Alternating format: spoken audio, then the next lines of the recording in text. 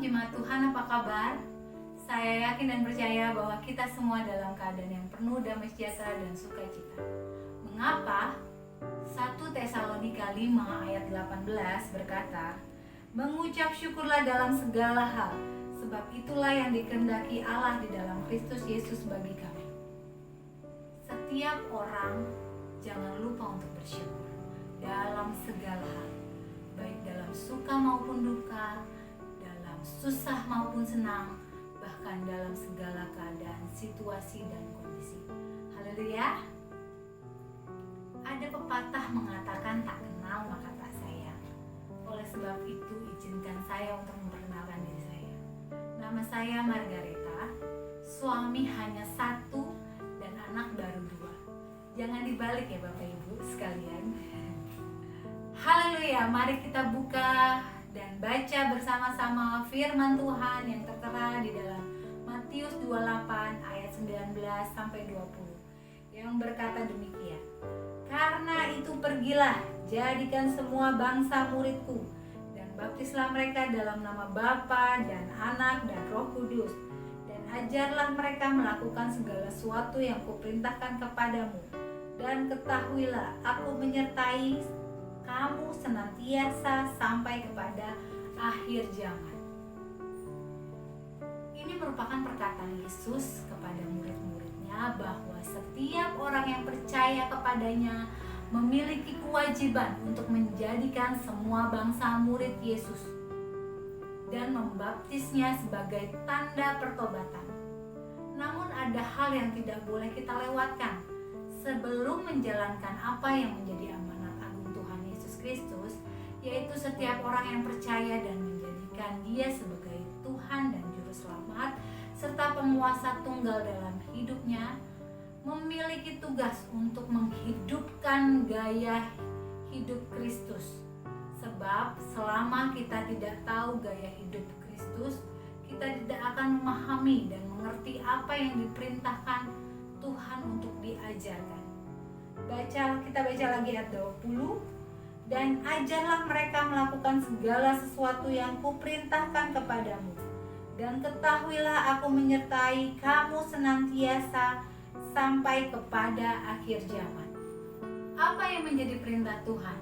Yang ke-1, kasihilah Tuhan Allahmu dan sesamamu manusia. Dalam Matius 22 ayat 37 sampai 39.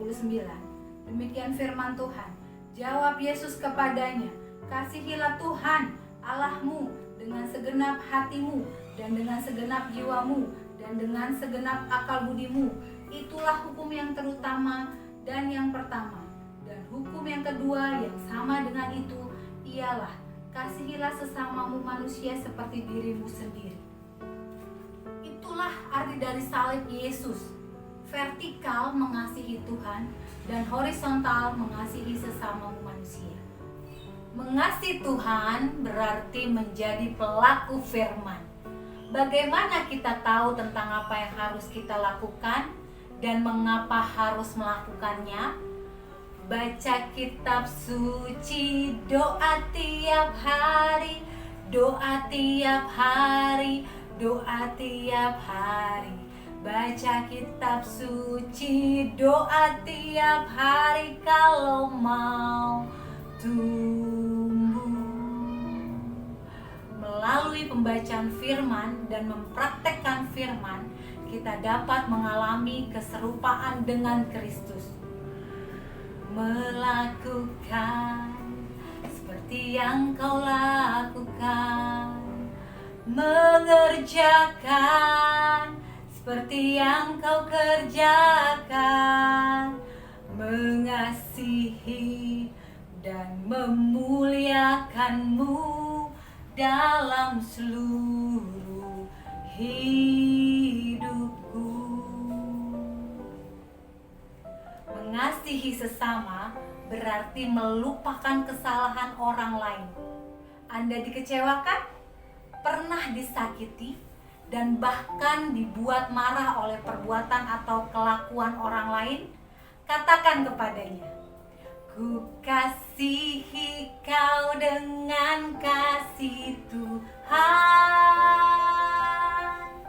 Ku kasihi kau dengan kasih Tuhan.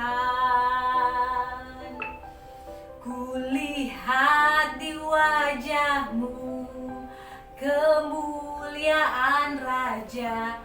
Ku kasihi kau dengan kasih Tuhan.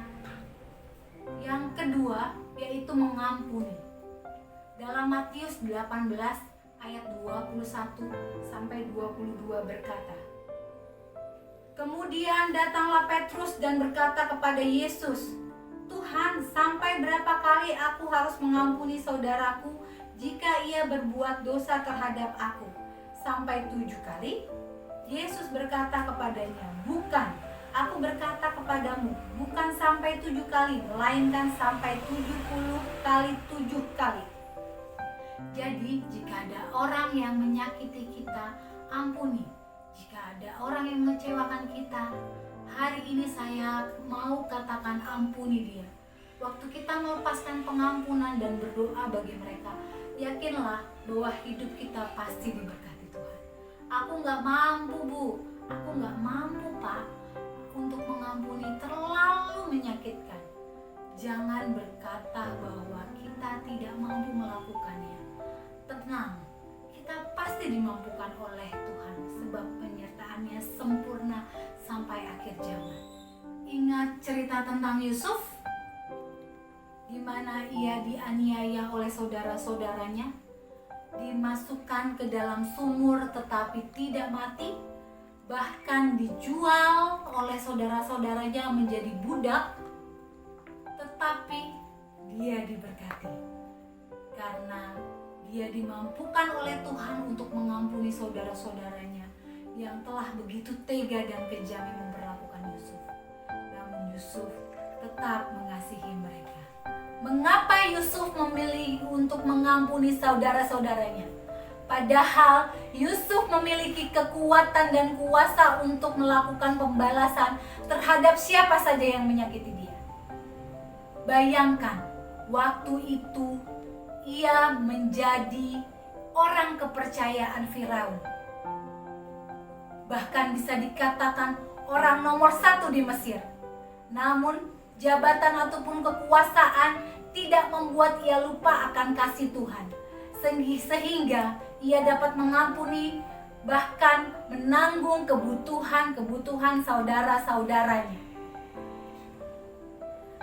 Respon hati yang dipenuhi dengan kebenaran menentukan tindakan seseorang dalam menyelesaikan masalahnya. Sehingga bukan perselisihan yang terjadi, melainkan damai sejahtera dan sukacita yang menanti. Betapa besar kasih pengampunanmu Tuhan. Tak kau pandang indah hati yang hancur. Ku berterima kasih kepadamu ya Tuhan. Pengampunan yang kau beri pulihkanku. Tetap semangat melakukan perintah Tuhan dan jaga keintiman kita dengan Kristus. God bless you. Terima kasih Tuhan, kami bersyukur untuk kebenaran firman-Mu. Biarlah semua Tuhan untuk hormat kemuliaan bagi nama-Mu. Kami berdoa Tuhan buat setiap orang yang mengalami kesusahan, mengalami masalah Tuhan, yang berikan jalan keluar, yang sakit Engkau sembuhkan. Memberkati setiap orang-orang yang boleh melakukan kebenaran firman-Mu, mau mengasihi bahkan mengampuni seperti yang sudah Tuhan ajarkan bagi setiap kami. Terima kasih Tuhan, biarlah firman-Mu boleh rema bagi setiap kami. Dalam nama Yesus kami mengucap syukur dan berterima kasih. Haleluya, haleluya, amin.